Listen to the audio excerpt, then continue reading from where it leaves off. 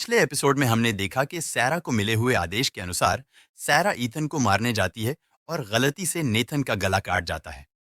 फिर सैरा जंगल की ओर भाग जाती है। अब आगे जेड ने प्रदर्शित किया था कि वह बैठे रहने और कुछ भी नहीं करने वालों में से नहीं है, भले ही वह कभी कभी थोड़ा अधिक तनावग्रस्त लगता हो। इस शहर में आने वाले सबसे नए लोगों में से एक और एक चतुर व्यक्ति के रूप में वह किसी से संपर्क करने और मदद पाने की कोशिश करने की योजना तैयार करता है। वह जिम की सहायता लेता है, जिसने अपनी खुद की एक अजीब खोज की है, इसलिए वह मदद करने को तैयार है। दोनों को अपने छोटे से प्रयोग से अपेक्षा से अधिक मिलता है, विशेषकर जेड को, जिसके पास एक दृष्टि है जो उसे एक विचित्र खरगोश के बिल में भेजती है, जो या तो एक महत्वपूर्ण सुराग है या वह वास्तव में पागल हो रहा है।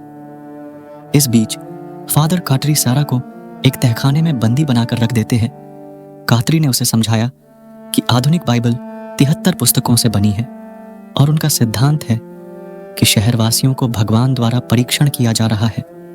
उनकी वर्तमान स्थिति एक नई 74वीं पुस्तक तैयार कर रही है। वह सोचता है कि सैरा मदद कर सकती है क्योंकि वह जंगल में पिशाचों के साथ बातें करती है। वे उसके माध्यम से उसके द्वारा दबाए गए रहस्य को उजागर करते हैं, जिससे उसके अतीत के बारे में कुछ गंभीर प्रश्न पैदा होते हैं। इस पूरे एपिसोड में बॉयड और केनी को शामिल करते हुए एक आगे पीछे की कहानी है। हम जानते हैं कि केनी ने अपने पिता को खो दिया, पिशाच द्वारा मार दिया गया, और हम बॉयड की पत्नी की मृत्यु के बारे में जानते हैं, हालांकि इसका कुछ सही से विवरण नहीं है।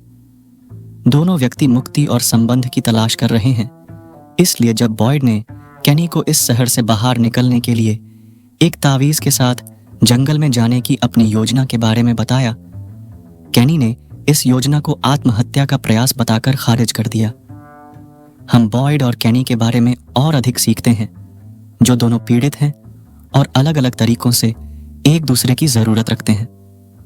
बॉयड ने केनी के सामने कबूल किया कि वह पार्किंसंस की शुरुआत के एक बहुत ही दुर्लभ मामले से पीड़ित है। जेड और जिम कार के टूटे हुए हिस्सों से रेडियो को ठीक करते हैं। जेड को भ्रम होता है कि सिविल वॉर के दौर का एक सैनिक उसका पीछा कर रहा है। उसे एक पेड़ में एक अजीब प्रतीक भी दिखाई देता है। जब केनी की मां टियानचेन ने उस प्रतीक को नोटिस किया तो उसने जेड को समान चित्रों वाली एक खारिज की हुई नोटबुक दिखाई। एपिसोड के आखिर में घर लौटते हुए जिम ने टैबिथा को घर के बेसमेंट में एक सुरंग खोदते हुए पाया कि बिजली की लाइनें आखिर कहां जाती हैं।